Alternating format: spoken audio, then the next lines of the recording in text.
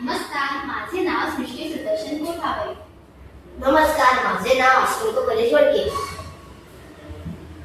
नमस्कार, माझे नाव मोहित राजेश्वर. नमस्कार, माझे नाव ज्येष्ठा चंद्रकांत चौरे.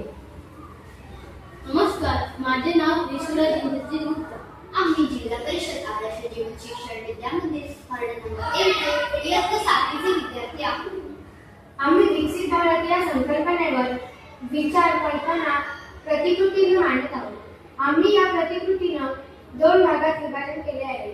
एका बाजूला अविकसित प्रदेश तर दुसऱ्या बाजूला विकसित अशा प्रकारे दाखवले आहे. अविकसित भागात वृक्षतोड मोठ्या प्रमाणाने झाल्याने तेथील डोंगर ओसाड झाले व जमिनीची मोठ्या प्रमाणावर धूप झाली. त्याचप्रमाणे गावातील पक्क्या रस्त्याच्या अभावी तेथील वाहतूक सुविधाही योग्य प्रकारे कार्य करत नाही. आणि मुख्य म्हणजे कितीही चांगल्या रोजगाराच्या संधी उपलब्ध असल्या तरी त्या रोजगाराचे माध्यम व त्यातून तयार होणारे विषारी पदार्थ यांची योग्य प्रकारे काळजी न घेतल्यामुळे वायू प्रदूषण, जल प्रदूषण व भूमी प्रदूषण हे आम्ही येथे दाखवलेले आहे. लोकवस्तीपासून आत असलेल्या फॅक्टरीतून निघणारा विषारी धूर तसेच प्रदूषित पाणी हे हवेमध्ये तसेच नदी नाल्यांमध्ये सोडले जाते, ज्यामुळे तेथील लोकजीवन हे संकटात येते. याच प्रतिकृतीचा दुसरा भाग म्हणजे समुद्र भाग. समुद्र भाग म्हणजे पहिल्या प्रतिकृतीचा काय आपण कसा करू शकतो हे आम्ही यात दाखवले. उदाहरणार्थ तुम्ही पाहू शकता, येथे एक आम्ही फॅक्टरी बनवली. त्या फॅक्टरीतून जो दूषित वायू निघतो तो जर आपण त्या प्रतिकृतीद्वारे स्वच्छ केला तर आपल्याला त्याचा फायदा होईल.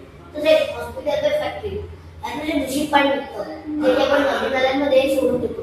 तेथे न करता आपण वॉटर प्युरिफिकेशनच्या द्वारे स्वच्छ केलं तर आपल्याला फायदेशीर ठरेल.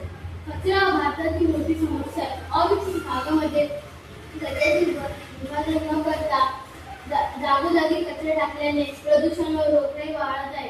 विकसित भारतामध्ये कचऱ्याचे सुका कचरा, ओला कचऱ्याचे वर्गीकरण केले आहे.